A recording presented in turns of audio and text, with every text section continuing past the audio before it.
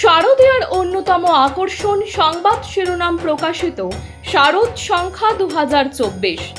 শারদীয়া 1431 দুর্গাপুজো উপলক্ষে সংবাদ শিরোনাম পত্রিকা আগামী 15ই আশ্বিন 1431 ইংরাজি 2রা অক্টোবর 2024 অর্থাৎ মহালয়ার পূর্ণ লগ্নে শারদ সংখ্যা প্রকাশ করতে চলেছে।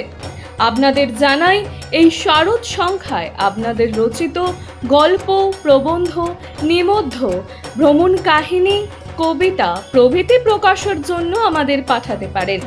আপনাদের লেখা অবশ্যই হোয়াটসঅ্যাপে টাইপ করে 87026797 অথবা 9007322922 এই নাম্বারে। টানা বৃষ্টি এবং পূর্ণিমার ভরা কোটালের জেরে দক্ষিণ চব্বিশ পরগনার নামখানা ব্লকের একাধিক মাটির বাঁধে ধস নেমেছে। বেহাল হয়ে পড়েছে একাধিক এলাকার বাঁধ। উপকূলের বাসিন্দারা আতঙ্কে প্রহর গুনছে। নামখানা ব্লক প্রশাসনের পক্ষ থেকে দ্রুত বাঁধ মেরামতির আশ্বাস দেওয়া হয়েছে। নামখানা পঞ্চায়েত এলাকার অবস্থা সবচেয়ে খারাপ।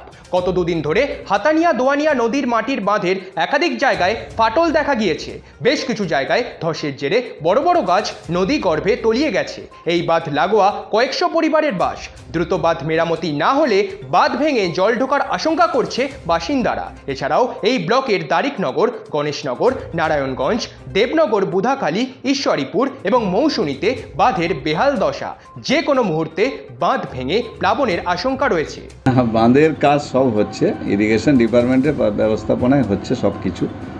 আপনারা দেখবেন যে বিভিন্ন ঝড়েও আমাদের যে বকখালির উপরে যতগুলো ঝড় হিট করেছে, যতগুলো ডিজাস্টার হয়েছে, তার মধ্যে আপনারা প্রত্যেকে দেখবেন যে নামখানার বকখালি, মৌসুনী, সাগর, পাথর এগুলো হিট করার পরেও আমাদের ইরিগেশন ডিপার্টমেন্টের বেশ কিছু জায়গায় অ্যাবলিশড হয়েছে।